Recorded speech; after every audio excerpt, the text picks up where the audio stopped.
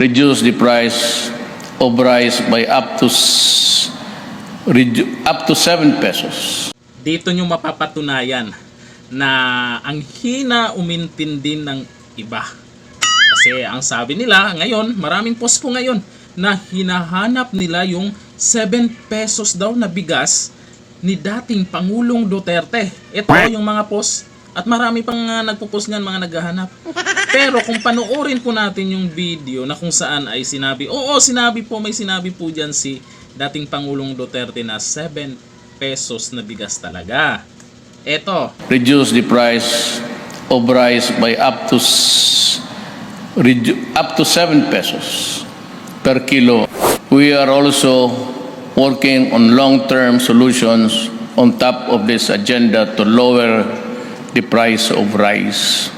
We need to switch from the current quota system in importing rice to a tariff system where rice can be imported more freely. This will give us additional resources for our farmers, reduce the price of rice by up to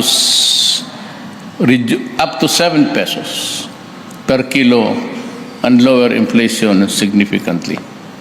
I ask Congress to prioritize this crucial reform, which I have certified as urgent today.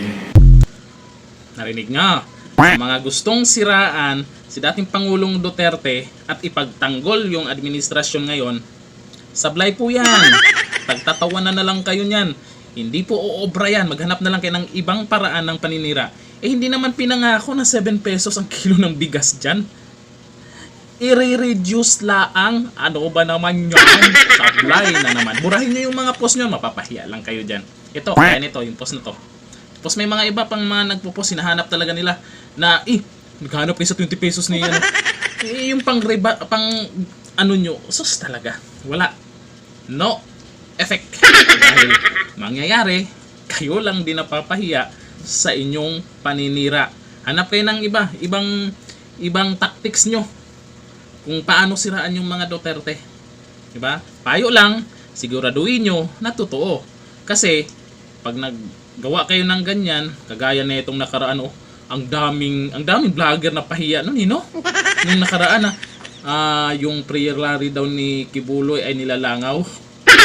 Tapos, yung mapanood mo sa SMNI, nilangaw daw. Doon mo mahalata na ang purpose nila ay manira. Ayaw ilabas ang totoong nangyari ngayon. Ito na lang, thank you.